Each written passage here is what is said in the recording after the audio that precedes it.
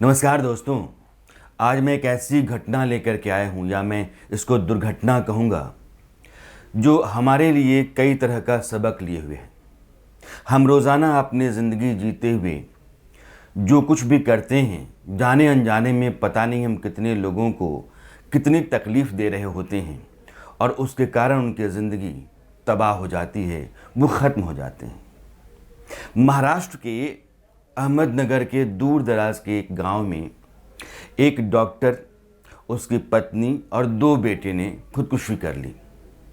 वैसे 135 करोड़ के हिंदुस्तान में इस तरह के हादसे रोज़ाना होते हैं, लेकिन यह महज एक दुर्घटना नहीं है, बल्कि यह हमारे और आपके व्यवहार के कारण होने वाली हत्याएं हैं। इसको मैं हत्या कहूँगा। अब इस घटना को ज़रा ठीक से समझिए। एक डॉक्टर जो गांव में अपना नर्सिंग होम चलाता है, उसकी पत्नी है, उसके 2 बेटे हैं। बड़ा बेटा जो 17 साल का है और छोटा बेटा जो उससे 9-10 साल छोटा है। इस परिवार को लेकर के डॉक्टर जी रहा है, बेहतर ज़िंदगी है। वो लोगों की सेवा करता है, गरीबों की मदद करता है, गरीबों का इलाज मुफ्त में करता है। आसपास के लोगों के बीच में उसकी राय छवि अच्छी है। लेकिन एक दिन वो फैसला करता है कि ना तो वो रहेगा, ना उसकी पत्नी, ना उसके बच्चे। वो अपनी पत्नी को और अपने दोनों बेटों को इंजेक्शन देता है जहर का। उसके बाद वो खुद को भी मार लेता है। इन 4 लोगों के, या इन 4 जिंदगियों के ख़त्म होने के पीछे का कारण ये है कि डॉक्टर का जो बड़ा बेटा है, या बड़ा बेटा था, वो सुन नहीं सकता था। हालांकि वो पुणे के स्पोर्ट्स इंस्टीट्यूट में पढ़ रहा था, लेकिन बेटे की तकलीफ बार बार पिता को महसूस होती थी। समाज में उस तरीके से व्यवहार जैसा होना चाहिए उसके साथ नहीं होता था। बेटा यह बात महसूस करता था, अपने अंदर रखता था, लेकिन पिता को उसका एहसास था। जो अपमान समाज में बेटे को मिलता था, उस अपमान से पिता अपने आप को अपमानित महसूस करता था, और कहीं ना कहीं उसको लगता था कि मेरे बेटे की जो आज की स्थिति है वो शायद मेरे कारण से है। और उसने एक सुसाइड नोट लिखा। यह जो 4 मौतें हैं, इस मौत से पहले डॉक्टर कहता है कि मेरी और मेरी पत्नी की सहमति है, और हम दोनों इस बात के लिए तैयार हो चुके हैं कि हमारे बच्चे के साथ जो कुछ भी हो रहा है, हमारा बच्चा जितना तकलीफ़ में रहता है, उसके साथ जो व्यवहार होता है, जिस तरीके से वो अपमानित होता है, एक बराबरी का बर्ताव समाज में होना चाहिए था जो नहीं होता है। इन सब से हम बहुत पीड़ित हैं, बहुत दुखी हैं, और हम अपनी ज़िंदगी अब जीना नहीं चाहते।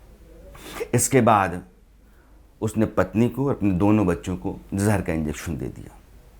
जो सुसाइड नोट है उसमें कमोबेश वही सारी बातें हैं जो बातें मैंने आपको बताई। लेकिन उस बच्चे का क्या दोष है? कुदरत ने अगर कोई कारण ऐसा रखा जिसके चलते कोई आदमी देख नहीं सकता, सुन नहीं सकता, चल नहीं सकता, या उसके हाथ नहीं है, उसमें उसका कोई दोष नहीं है, और न ही माता पिता का है।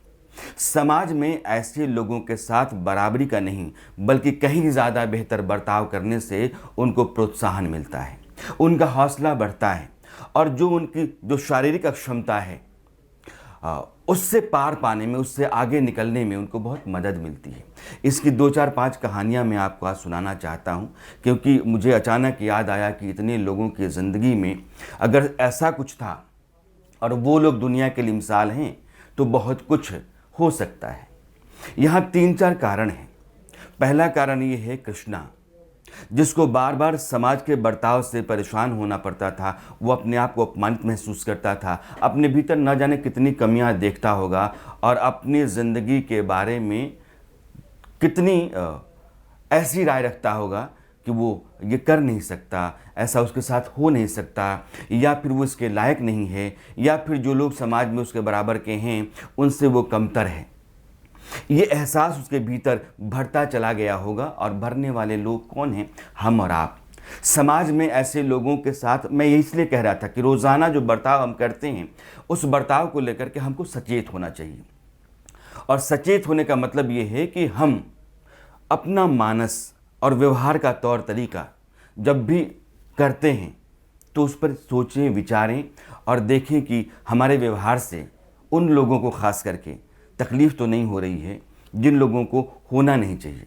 जिन लोगों के लिए आप प्रेरणा बन सकते हैं, जिन लोगों को आप प्रोत्साहन दे सकते हैं, जिन लोगों के बारे में अच्छा बोल करके उनकी ज़िंदगी में नई रोशनी ला सकते हैं, उन लोगों के साथ बर्ताव तो बेहतर होना ही चाहिए, पहला। दूसरा कि उस डॉक्टर को, जो पेशे से डॉक्टर है, जो ज़िंदगी दे रहा होता है, ज़िंदगी में जो लोग नाउम्मीद हो चुके होते हैं, वो उम्मीद के साथ उसके पास आते हैं और फिर वो आगे उनको बढ़ने की राह देता है, क्योंकि वो रोग दूर कर देता है। वो ऐसे मर्ज का शिकार हो गया कि वो अपने बेटे को लेकर के खुद ही कई तरह की तकलीफ़ों का या अपमान का बोझ ढोने लगा, और यह भी गलत था। अगर वो पिता अपने बेटे में भरोसा पैदा करता, या फिर वैसे लोगों को उदाहरण के तौर पर बेटे के सामने रखता जिन लोगों ने उससे कहीं ज़्यादा मुश्किलों से, संघर्षों से निकाल करके और अपना नाम रोशन किया, दुनिया के सामने उदाहरण रखा। एक निक वुजकिक हैं, और निक वुजकिक का नाम मैं इसलिए ले रहा हूँ क्योंकि उनके बारे में मैंने बहुत पढ़ा। ऑस्ट्रेलिया के मेलबर्न में पैदा हुए थे, और वो ऐसी बीमारी उनके पास थी कि उनके पास हाथ और पैर दोनों नहीं थे, और ये करोड़ों लोगों में से किसी एक आदमी को होता है। 10 साल में निक ने आत्महत्या करने का प्रयास किया था, नहीं हो पाया। वो स्कूल जाने लगे, किसी तरीके से कोई जिसके पास हाथ ना हो, पैर ना हो, अपनी ज़िंदगी कैसे जिएगा, या फिर उसको अपना रोज़ का जीवन जीने में कितना संघर्ष करना पड़ता होगा, यह हम आप समझ सकते हैं। वो स्कूल जाने लगे। स्कूल में एक दिन एक टीचर ने कहा कि निक तुम कुछ कर सकते हो। तो उन्होंने कहा कि क्या कर सकते हैं? तो टीचर ने कहा कि तुम बोल सकते हो। तो उन्होंने कहा कि बोलना मतलब? दुनिया के सामने बोलो, तुम लोगों को इंस्पायर करो। तो उन्होंने कहा कि मुझे क्या बोलना होगा, मैं कैसे बोल पाऊंगा? बोले कुछ नहीं, जो ज़िंदगी तुम रोज़ जीते हो और जिस तरह की लड़ाई तुम लड़ते हो, और उस लड़ाई के बाद जो तुम दिखते हो और तुम्हारे जो अपने सपने हैं, इनके बारे में बोलो। निक वुजकिक ने वो करना शुरू किया। आज की तारीख में दुनिया के सैकड़ों देशों में हज़ारों हज़ार की तादाद में भाषण उनके हैं, उनकी किताबें हैं। उन किताबों को लेकर के पता नहीं कितने लोगों ने अपनी ज़िंदगी में रोशनी भरी होगी। निक आज की तारीख में लॉस एंजलिस में रहते हैं, उनकी पत्नी भी हैं और बेटा भी है। एक भरा पूरा परिवार अब उनके पास है। लेकिन निक वुजकिक ने 10 साल की उम्र में जो सुसाइड की कोशिश की थी, अगर उस समय उन्होंने अपनी ज़िंदगी गंवा दी होती तो निक दुनिया के सामने उदाहरण नहीं बनते। निक को टीचर ने, निक को परिवार के लोगों ने, उनके दोस्तों ने प्रोत्साहित किया, उनके सामने उनके खुद के मिसाल बनने की बात रखी, और निक ने ऐसा किया।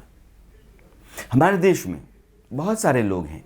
रविंद्र जैन म्यूजिक डायरेक्टर है, इतने बड़े, उनके गानों की मेलोडी जो है वो आज भी आपको खींचती है। बेहतरीन म्यूजिक डायरेक्टर, बेहतरीन लिरिसिस्ट, गीतकार, लेकिन वो पूरी ज़िंदगी देख नहीं सके। सुधा चंद्रन, वो भी फिल्मों में ही हैं, और सुधा चंद्रन उनकी कहानी आप भी जानते हैं कि एक पैर उनका गंवाना पड़ा उनको। उसके बाद भी उन्होंने नकली पैर से भरतनाट्यम सीखा, फिल्मों में भी काम किया, और वो कामयाब हैं। 2 बड़े उदाहरण मुझे याद आ गए, एक स्टीफन हॉकिंस और दूसरा अल्बर्ट आइंस्टीन। ये दोनों फिजिसिस्ट हैं, भौतिक विज्ञान के दुनिया के बहुत बड़े वैज्ञानिकों में आते हैं, और मुझे लगता है कि ये शीर्ष के लोग हैं। आइंस्टाइन डिसलेक्सिया के पेशेंट थे, यानी कि सीखने में बहुत दिक्कत होती है और आदमी सीख नहीं पाता है। 3-4 साल की उम्र तक वो बोल नहीं पा रहे थे, लंबे समय तक स्कूल में कुछ सीख नहीं पा रहे थे, गणित में, मैथमेटिक्स में बहुत प्रॉब्लम थी उनको, और डिसलेक्सिया के चलते उनको टीचर्स ने कह दिया, स्कूल ने कह दिया कि ये बच्चा अच्छा नहीं कर सकता है, ये दिमागी रूप से सुस्त है। और उस आइंस्टीन ने दुनिया में, फिजिक्स में वो सिद्धांत गढ़ा जिसके चलते दुनिया तरक्की के रास्ते पर आगे बढ़ी। अब ये जो थियरी ऑफ रिलेटिविटी है, उसने बहुत कुछ दुनिया को दिया है। इस पर अलग से कभी चर्चा हो तो घंटों की चर्चा है। स्टीफन हॉकिंस चल नहीं सकते थे, बोल भी नहीं पा रहे थे, लेकिन इस दुनिया के बनने का जो उनका सिद्धांत है, और वैसे बहुत सारे रिसर्च जिन्होंने फिजिक्स को, साइंस को बहुत कुछ दिया। ये वो लोग हैं जो सामान्य लोग नहीं थे। इनको कुदरत ने शारीरिक तौर पर सामान्य नहीं बनाया, लेकिन ये असामान्य हुए। ये साधारण लोगों की प्रतिभा और साधारण लोगों ने दुनिया को जो दिया उससे कहीं ज़्यादा प्रतिभावान और उससे कहीं ज़्यादा दिया दुनिया को इन लोगों ने। इसलिए कभी भी जो चीज़ें हमारे पास नहीं हैं और कुदरत के कारण नहीं हैं, उनको लेकर के हताश होने की ज़रूरत नहीं है। माता पिता के भीतर यह बात ज़रूर होनी चाहिए कि बच्चे में चाहे जो भी कमी है, उस कमी की भरपाई करने और उसको पार करके उसके भीतर एक इंस्पिरेशन पैदा करने, एक प्रोत्साहन उसको देने, उसके भीतर संकल्प भरने और कुछ करने का जुनून उसके भीतर पैदा करने का कारण बनना चाहिए।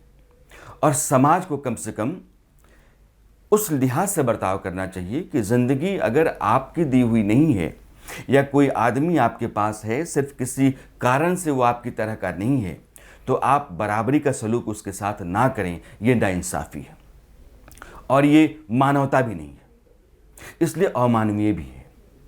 और समाज में बहुत कुछ ना करके भी सिर्फ बेहतर बर्ताव से लोगों की ज़िंदगी में अच्छा बोल करके उनके भीतर जो अच्छी बातें हैं, जो खूबियाँ उनकी हैं, उनको उकेर करके उनके सामने उनको रख करके और कुछ करने का प्रोत्साहन, कुछ करने के लिए उनको प्रेरित करना, ये अपने आप में बहुत बड़ा काम है।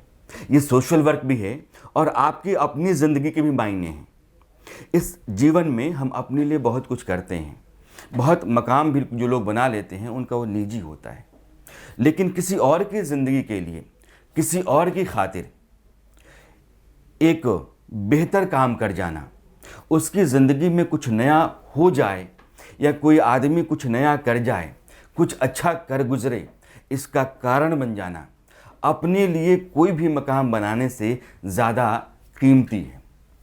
और मुझे लगता है कि महाराष्ट्र के अहमदाबाद के दूर दराज के एक गांव में एक डॉक्टर ने अपने पूरे परिवार के साथ जो खुदकुशी की है, वो हम सब के लिए महज हादसा नहीं है, बल्कि एक बड़ा सबक है। आज कुछ और खबरें भी थीं और मुझे लगा कि चाइनीज़ आर्मी के विड्रॉल पर बात करनी चाहिए। और यह विड्रॉल जो है सिर्फ एक घटना नहीं है, बल्कि हिंदुस्तान की बहुत बड़ी मनोवैज्ञानिक जीत है। सैन्य जीत को छोड़िए, कूटनीतिक राजनयिक जीत को छोड़िए, यह बहुत बड़ी जीत है। इस पर लंबी चर्चा हो सकती है, लेकिन आज यह खबर मुझे बहुत ज़रूरी लगी और मुझे लगा कि इस पर बात तो होनी ही चाहिए। लिहाजा मैंने अपनी बातें आपके सामने रखी। दुनिया में हज़ारों हज़ार लोग होते हैं, लाखों करोड़ों लोग होते हैं। हमारी ज़िंदगी में जो पूरा दरमियान होता है ज़िंदगी का, एक सिरे से दूसरे सिरे का, जन्म से मौत तक का, हज़ारों हज़ार लोग मिलते हैं। सबके साथ हमारा बर्ताव होता है, कुछ अच्छा होता है, कुछ नहीं होता है, लेकिन कोई भी बर्ताव ऐसा नहीं होना चाहिए जो किसी इंसान को ज़िंदगी से हारा हुआ और मौत की तरफ जाता हुआ कर दे या उसको इस तरह के हालात में ला करके खड़ा कर दे। आज के लिए बस इतना ही। हमारी मुलाकात फिर होगी कल। तब तक के लिए नमस्कार।